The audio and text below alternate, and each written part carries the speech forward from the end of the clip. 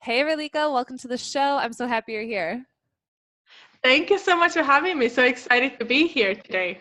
Why don't we start off by you just telling us a little bit about yourself?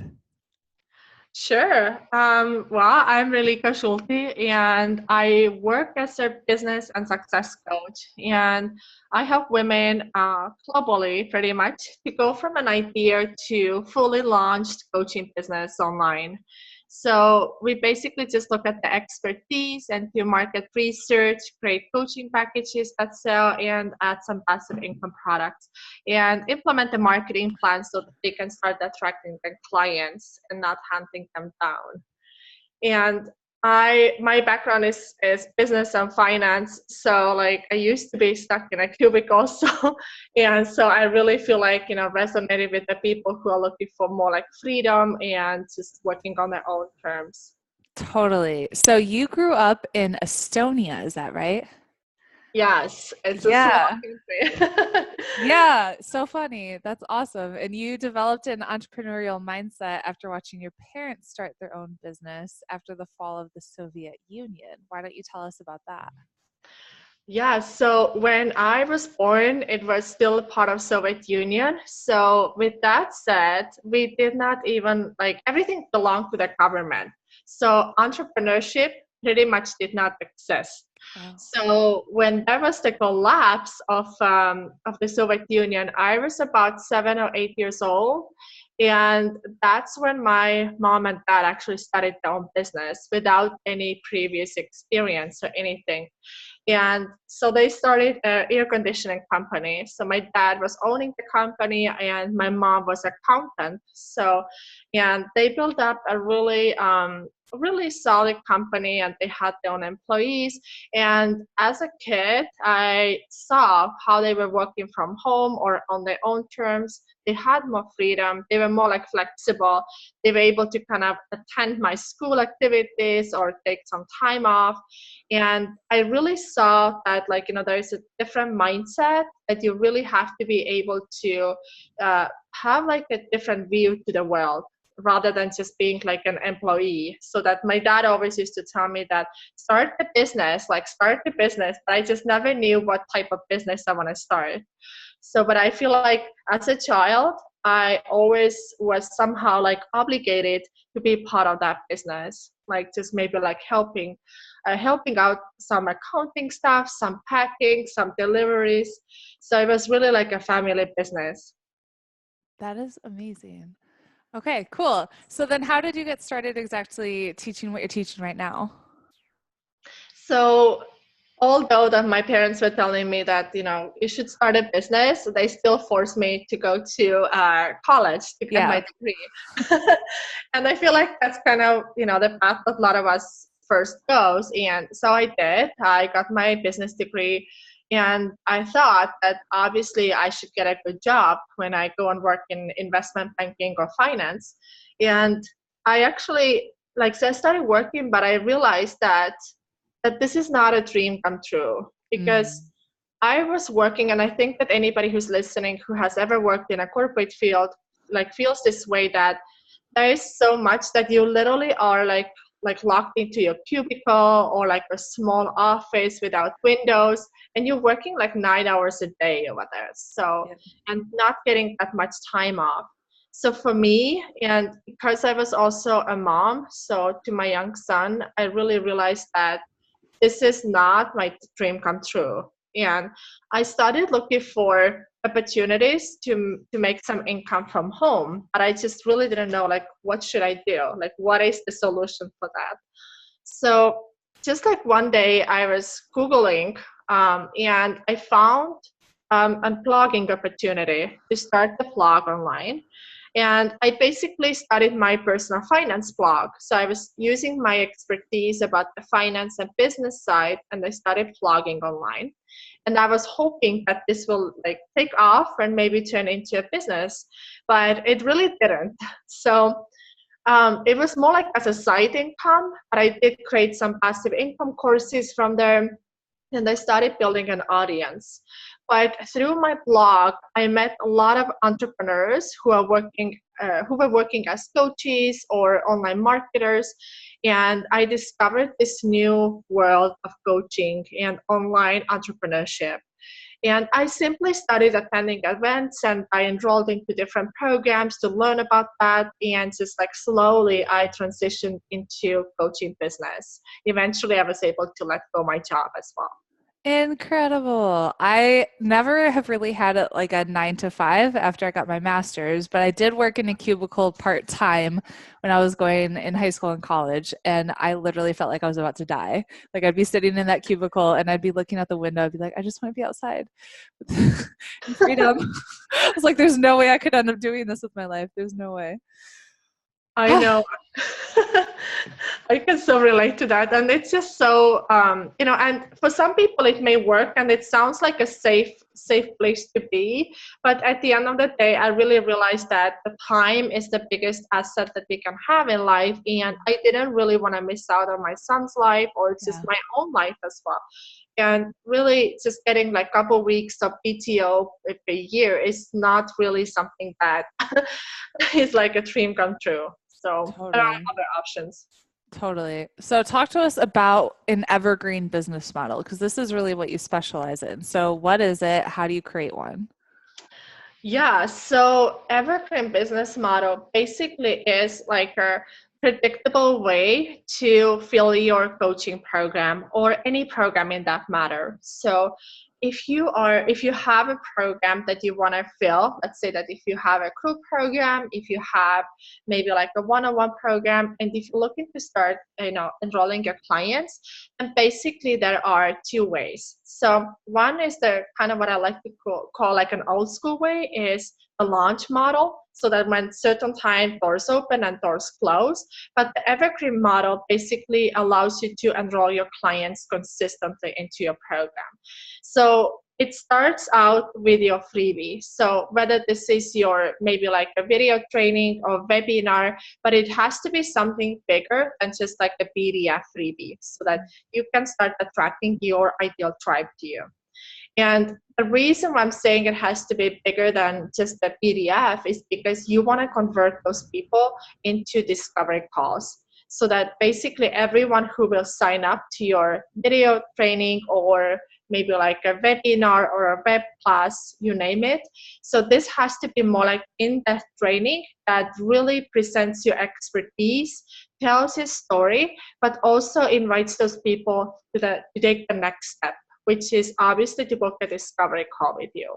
So if you start, let's say, getting the traffic to your webinar or to your video training, and if this training is really in depth and gives you expertise, those people literally can't wait to take the next step and talk to you on the phone.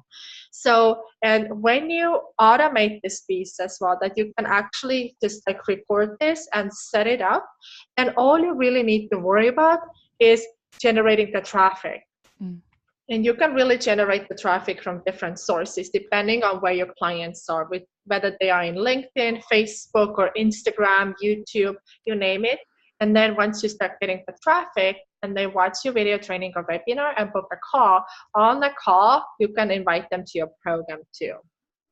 Okay. Where do you get your traffic from? I get my main traffic from Facebook, but recently actually I got started with my LinkedIn profile too. So now I'm getting quite a bit of traffic from LinkedIn as well. You're not using Pinterest? I am Pinterest. I have Pinterest too, to be honest. And I feel like it has been really beneficial when it comes to, let's say, like, blog posts or like that. And I do see that every time I pin, I do get like a lot of people like, from Pinterest too. And it's a great organic tool. So I do love it. Yeah, you could be using them to get them into the top of your funnel. Yeah, Absolutely. Absolutely. totally. So, Yep. with your evergreen business model, are you selling courses or is it primarily just like higher ticket private coaching, group coaching? It's primarily more like a higher ticket coaching program. Okay. And I would say that it depends like what you're looking to sell. If you're looking to sell something that is like a higher price point, I would say more than $2,000, then you definitely want to get those people on the phone with you. because Mhm. they typically don't purchase this just through the buy button online. I mean, there are always exceptions, but that's more like my experience, that people always have questions. But if you're looking to sell, let's say, something that is maybe like a self-study course, so like less than $2,000, even like $100, and you can totally sell it without getting them on a call, but simply like, making your offer at the end of your video training or at the end of your webinar. So, but it works the same way. Yeah. Okay, so I just want to break it down for everybody. So you would get somebody into your funnel by posting on Instagram, Facebook, LinkedIn, or free traffic from Pinterest so they get access to your webinar, correct? Correct. Yes. And so is your webinar automated or are you doing these live? These are automated. At Okay, first, I always recommend doing this live because it honestly took me I think it took me like 4 times to tweak my webinar in order to kind of get to the point where I can automate this.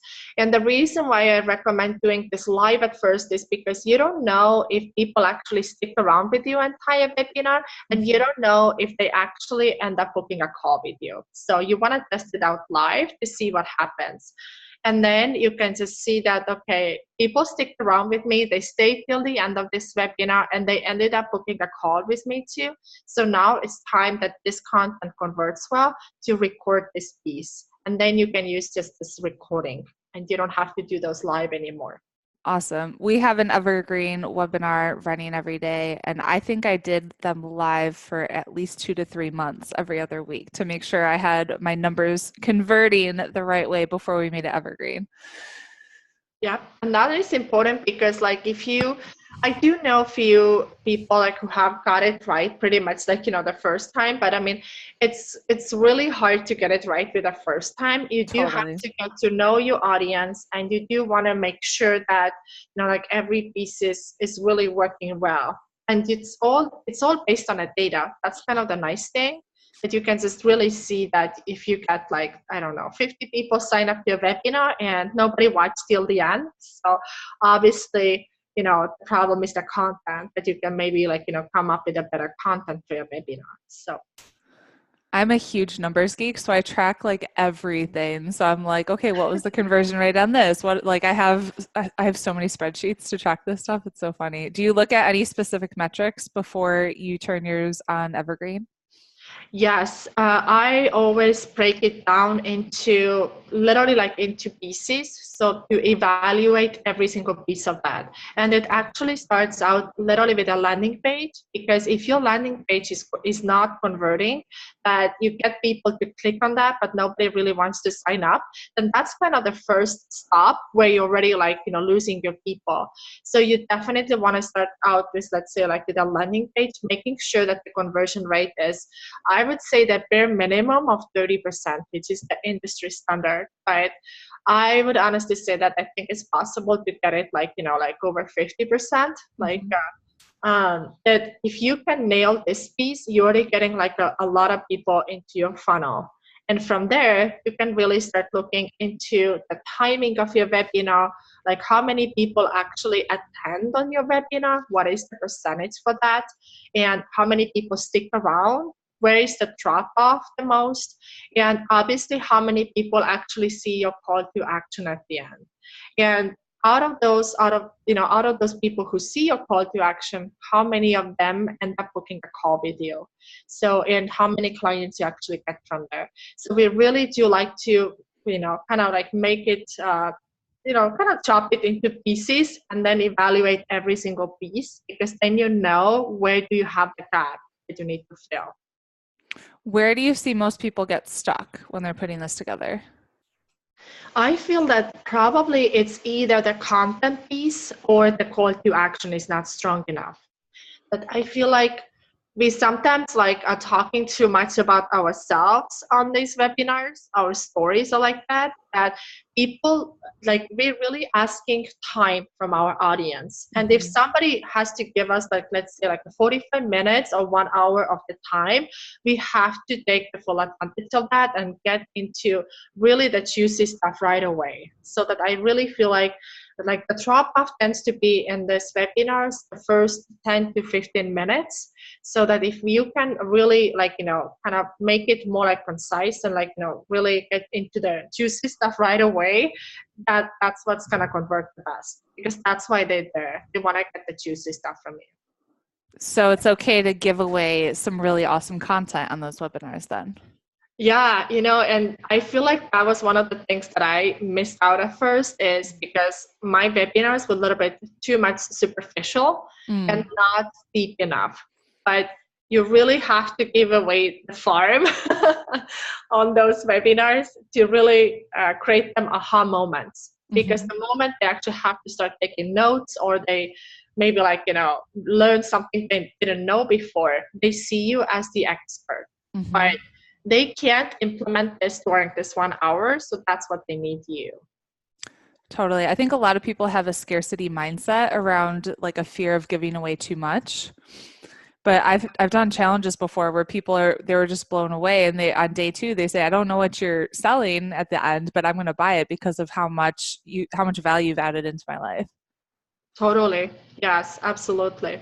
And I feel like one nice thing to kind of show up as the expert is when you include maybe some numbers into your content as well. This could be some statistics that you can bring out in your specific niche, or maybe some case studies, so that because these really kind of show your expertise, that you know what you're also talking about. Okay. All right. So you get them through the funnel. You have a strong call to action at the end of that webinar. You get them on the call with you. How do you close that call? What are some tips for those sales calls? Yeah, so that's another that's another piece of that. I would say that first of all, you want to start out with a really good connection. So what that means is that really get to know this person. Just find something that you guys have in common. It could be maybe it's just the weather, maybe like you both are moms, maybe you live in the same state. So something that would really kind of unite with you. And because if that person is nervous when they come on a call, so that you may think that you are nervous taking that call, but this person is even more nervous because they know that at some point you will try to sell something. So build this rapport that you really feel like connected with them. And from there, I always tell people that you have to kind of show up as a doctor in terms of start asking the questions. Start really digging into the pain points, what it is that brought them on a call with you. So why is this important? Is there any urgency? Like how long this pain point has already been going on, and why does it has to change right now? So why is that important? And from the pain point, you want to move on to the pretty much like the heaven or the vision, where they want to go with that. So if they have certain pain points right now, they also have certain vision where they want to go. And then you dive into your program. So what it is that you offer. And you only do that when you actually see that you can help the person. And your program or your offer should really be kind of the bridge between the pain point and the vision they want to go. And if you can show that to them, that how you connect, taking them where they are today to where they want to go, there is no way that they can say no to you. So, but only make this offer if you only can see that, yes, I can help that person. So if you can't, it's okay to say that I don't think I'm the right person to help you with that, but I might be able to send you to somebody else like who might be able to help you. So really have the strong mindset that it's okay to say no. Ooh, this is good. I hope you're taking notes. Okay. Any mistakes that you've learned from on those calls? The biggest mistake is when we start coaching or we start giving advice. And I feel like the biggest way to figure this out is when you record your calls and then you go back and listen. Because if you hear yourself talking way more than they do, then you probably end up not making any sales. They have to do 80% of the talking and you only talk 20% of the time. So because here's kind of the deal. So if you give them advice on that call, so first of all, it's not a coaching call, but if you give them any advice, they think that they got what they needed and they leave happy from that call. And but at the end of the day, they still don't know how to fix the issue that came to you. And they're still gonna be stuck, and you actually ended up doing this service for them. Mm. So that's kind of the reason why we don't want to, coach them on that call. But if you talk too much, that's the biggest mistake you can make. So talk less, listen more. Yes, ask questions, a lot of questions. What questions should we ask? You should be able to ask, so like, what brought you on a call? So what are some of the top 3 issues when it comes to this particular reason why they're on a call? How long has this been going on with you? How has this been affecting your life? So what else is going on? So you're really just but you want to keep it more not as an interview, but more as a conversation. So think about kind of like your best friend, that if she has some problems and if she comes to you and maybe, talks from her heart, how do you actually ask the next question? It's just kind of like natural way to listen and then draw your question from that. So. Wonderful. Awesome. So talk to us about your email list. You said it's your biggest asset. Why do you think it's so important? It is so important because still nowadays we mostly can make the sales through our email list. And it comes down to there are a couple reasons. So first of all, if you are already making so much effort to build your list and to really get the right people into your funnel, so do not forget those people, because I really see that a lot of times we build our email list and we just don't email to our people. But these are your targeted leads, whether they come from Pinterest, LinkedIn, Facebook, like you name it. But these are your people who came to you for a reason. So if you nurture them right with your emails and with your stories, with the case studies and tips, then they have no choice at some point to either unsubscribe or let you go, or to sign up for the discovery call, or to buy a product from you. So if you really show up to the inbox consistently and they remember you, that's what's going to pay off for your business for long run. So you shouldn't just get them on your email list and then forget to email them until you have a promotion months later. Is that what you're saying? Okay, good. Totally. It's interesting because a lot of times people tell me, yeah, I email once a month. And then a lot of people unsubscribe. There's no surprise that they unsubscribe because they don't remember you. It's not there's something wrong with you or there's something wrong with your offer or your freebie, but they just don't remember. They don't remember who you are. Yeah. Totally. Awesome. Well, do you have any systems in place for your business that make you more efficient or that have really helped you reach the level of success that you've had? I feel like we always need to have different systems in place, and I'm always kind of trying to perfect those myself. Probably when it comes to maybe the funnel piece, then if you can automate the funnel, so let's say if you have the traffic coming in consistently on autopilot, if you have the webinar running, if you have the nurture sequence in place, that is going to take a lot of pressure off from you too. Mm-hmm. The other thing that you can implement in your business is when you start booking those calls, you want to automate kind of let's say the procedure as well. So for example, if they book a call with you, you may want to already ask them some questions ahead before they come on a phone with you. So let's say that they book a call with you, and on a thank you page, after they book this call, you may have a short form that they need to fill out. And this can also ask about the investment piece so that it wouldn't be a surprise for you. And you can make it a really concise and a straightforward, because that's really going to be helping you as well on that call to understand where this person is. Is this person really ready to make a change in their health or life or business or you name it based on your expertise, or they are not ready? And if they are not ready, you can even just cancel out this call and not even take that one. And the other thing that you can maybe have in place is to include some testimonials out there too, because on that thank you page once they book a call, because that will really build your credibility. But this will automatically increase their show up rate to your calls. Because if you losing them, that they don't show up on your calls, then you're ending up wasting a lot of time. That was a golden tip. Yeah, because I'm I writing that down. and here's another tip around that, and I have tested that myself, is a lot of times we want to include a lot of testimonials on a booking page, especially when it comes to videos, but I feel like it's better to add those on a confirmation page, like on a thank you page after they sign up for the call already.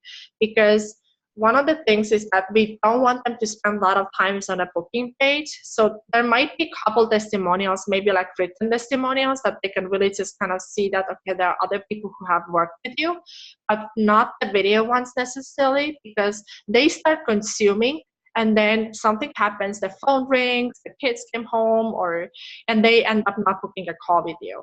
So, but once they book a call, then it's set already, and then they can watch those videos from your clients. Awesome tip. Can you share with us a little bit about some of the biggest struggles that you've had in your business? Yeah, let me see. There has been a lot. I feel definitely messaging has been one of those. But really, how do you get clear about your message that it would really speak to your ideal clients?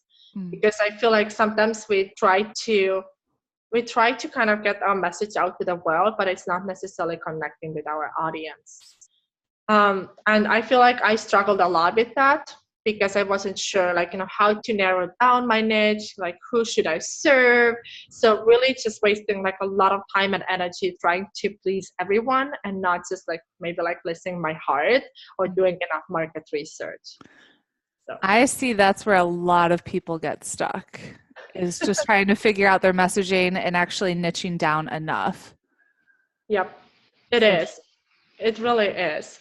And if I can share like a tip around that, then Yeah, I go would ahead. say get a couple people on the phone with you. This is not a sales call, but this is just for market research, and really understand that what's important for them, and use the words in your marketing message, because those words that they say, these are not your words, but your ideal client's words. And this will really resonate with your audience. So key. We dive deep in how to do that inside my course, the Impact Blogging Academy. And so many students just get like clarity, like, oh, that's like the biggest thing that was holding them back. And then since they get that clarity, they just like take off. Yes, it's so big. It is so Huge. big. Huge, Yeah. huge. What's the best book you've read? It's definitely been Prosperous Coach, because that has been like a life changer, I would Say say. that again. Prosperous Coach. Pro- So yeah, Prosperous Coach. So this is really like it opens up like a completely new view to the world, what it is to be a coach. So, and it's funny because there is one episode, or like a one chapter that talks about, let's say, a car's salesman. And when a car salesman goes to work, right, they mostly get paid based on a commission as well. And they spend a whole day trying to make, let's say, like, the sales and everything else. But we as coaches, we try to kind of maybe like hide behind our, maybe like a computer, or actually in any online entrepreneur, and trying to be busy with all these admin pieces, but not with a sales piece. Yes. So that if you can spend 8 hours a day, like today and tomorrow, to focus on the sales piece, like a piece as well. So how can you actually really like, improve your business and get it to the next level? Yeah. Key. What does it mean to you to make an impact? For me, it's a ripple effect, but I can see that when I'm helping my clients to achieve success, and I see their clients achieving different level of success, that's where I know that there is a ripple effect, and there is really like a global impact.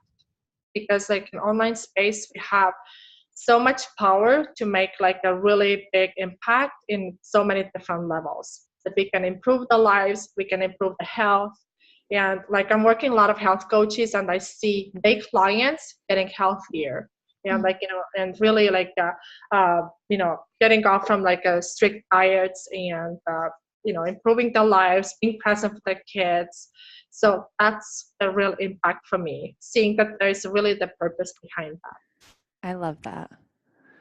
Awesome. So what's next for you?